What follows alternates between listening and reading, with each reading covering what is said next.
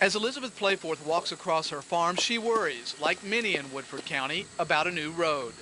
The idea has been hanging around on planning maps for 20 years, some type of road connecting congested Nicholasville Road with the interstate. Bluegrass Concerned Citizens is circulating a petition against even studying the proposal. If they study it, I think then rapidly after that they would continue with accepting that study as a go ahead and then build the road, and I just don't think that's the way, and we don't feel that's the way to spend that amount of money. That amount of money is $500,000, and although that doesn't necessarily mean the road would be built, traffic planner Bob Kennedy says in the past it has led to the next step. Kennedy says, however, not studying the idea may not be the best for the community. I don't have any concern that it will turn into a project merely because it's studied, because the study could very easily say that we don't need the project. Without the study, what kind of position does that put you in as a planner? Well, it kind of puts us without some answers. This fight over land could end before it even begins. The Transportation Policy Committee meets next week and could vote not to even study the road. In Woodford County, Mike Taylor, 18 News.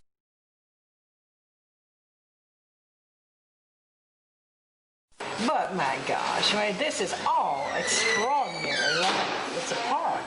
This is some of the extraordinary Woodford County land Toss Chandler worries would be destroyed by a new road. No one knows where that road might go, but a study has been proposed to look at ways to get that traffic off of Nicholasville Road. Chandler says Woodford County doesn't want it. Everybody in this county is up in arms. I can hardly walk down the street without being accosted. The phone rings all the time. The attitude here in Jessamine County is a little different. That's because 65% of the workforce goes out of county to their job, and many of them have to deal with congested Nicholasville Road every day.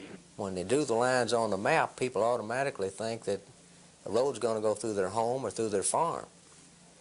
This study is probably a 15 or 20 mile range of where the location of this thing would be, if it ever is. I can understand why they're opposed to it, but when you have I-64 and US 60 running through Woodford County, they've already got what they need.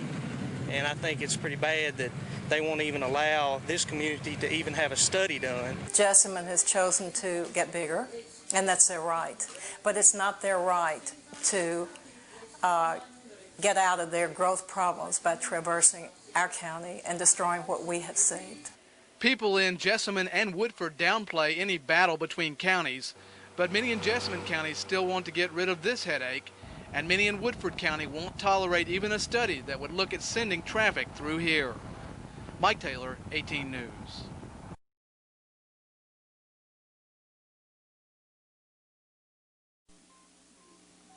The tone was set right off the top with this motion. That State Project 332, known as the Lexington Outer Loop Scoping Study, at a cost of $500,000, be removed from this 2015 transportation plan as it stands.